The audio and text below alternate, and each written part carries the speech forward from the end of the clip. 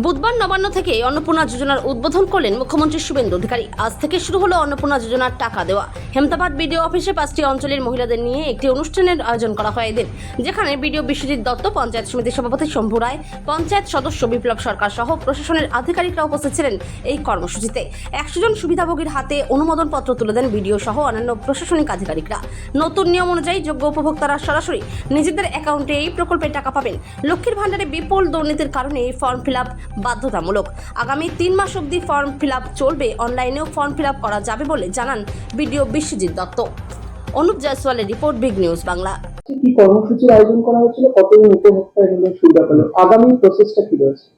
আমাদের মাননীয় মুখ্যমন্ত্রী আজকে কলকাতা থেকে অন্নপূর্ণা যোজনা উদ্বোধন করলেন এবং আমাদের পশ্চিমবঙ্গে মোটামুটি 28,25,000 বেনিফিশিয়ারির অ্যাকাউন্টে 3,000 টাকা করে মাসে পাঠিয়ে তিনি সেই উদ্বোধনের সূচনা করলেন প্রকল্পটির।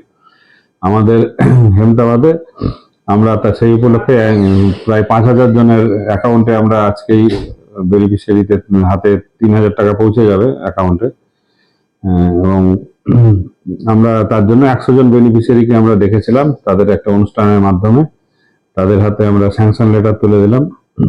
আগামী দিনে এটা 3 মাস ধরে চলতে থাকবে। 3 মাস ধরে অনেকেই এখনো ফর্ম ফিল আপ করা বাকি আছে, তারা আগামী 3 মাসের মধ্যে ফর্ম ফিল আপ করবে। সেগুলো আমরা সেগুলোকে ভেরিফিকেশন করব, করার পর তাদের অ্যাকাউন্টে আবার টাকাগুলো ঢুকে যাবে, 3,000 টাকা। অনলাইনেও করা যাবে, অনলাইন পোর্টাল সেটাও আজকে থেকে চালু হচ্ছে। তো সবাইকে অনুরোধ করব অনলাইনে অথবা অফলাইনে যারা এখনো ফর্ম ফিল আপ করেননি তারা আমাদের ব্লক অফিস বা গ্রাম পঞ্চায়েত অফিসে জমা দিন।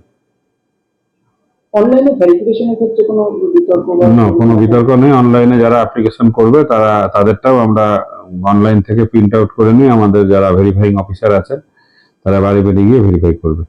অনলাইনে ওখানে করলে তাদেরকে আসতে হবে না? না, তাকে আর আসার দরকার নেই। যে সব ডকুমেন্ট সমেত যদি ডকুমেন্ট শর্টেজ থাকে তাহলে তখন তার বাড়িতে যাবে, দিয়ে দিতে পারবে। তো সমস্ত ডকুমেন্ট সমেত যদি অনলাইনে আপলোড করে অ্যাপ্লিকেশন করে তাহলে তার আসার দরকার নেই। আমাদের ভেরিফিকেশন অফিসাররা ভেরিফাই করবে এবং তার অ্যাকাউন্টে টাকা ঢুকে যাবে।